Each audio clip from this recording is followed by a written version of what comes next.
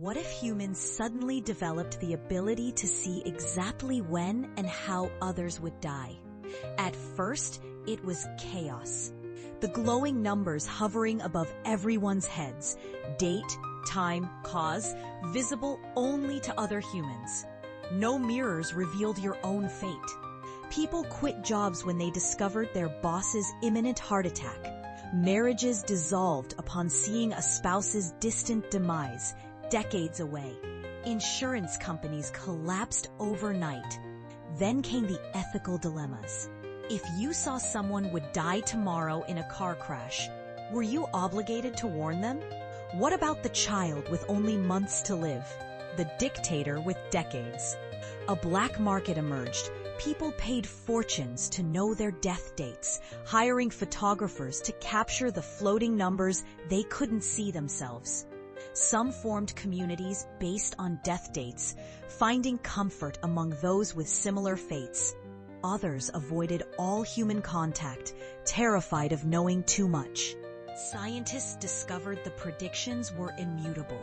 Every attempted intervention failed. Death always found another path, like water flowing around obstacles. What changed wasn't mortality, but humanity itself. With endings visible, beginnings and middles gained profound importance. People stopped postponing joy, forgave more easily, and learned to measure life not by its length, but by its depth. What if every person was born with a finite number of words they could speak in their lifetime? Imagine the counter hovering above each head. 15 million words, that's it. When you hit zero, your voice disappears forever.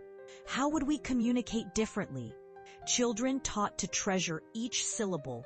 No more mindless chatter at parties. No rambling phone calls. The wealthy wouldn't flaunt cars or jewelry, but would showcase their word abundance by speaking frivolously. Schools would teach efficient communication. I love you might be replaced by hand signals. Essential workers, teachers, therapists, call center employees would receive word subsidies from the government. Some would squander their allocation by age 30. Others would hoard words obsessively, communicating through nods and gestures, saving speech for emergencies or profound moments. Would silent elders be revered for their sacrifice or pitied for their poor planning? The power dynamics would shift. The quiet person might not be shy.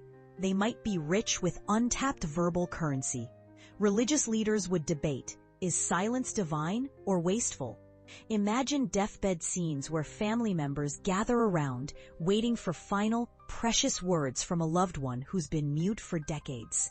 In this world, what would you say? And what would you leave unspoken?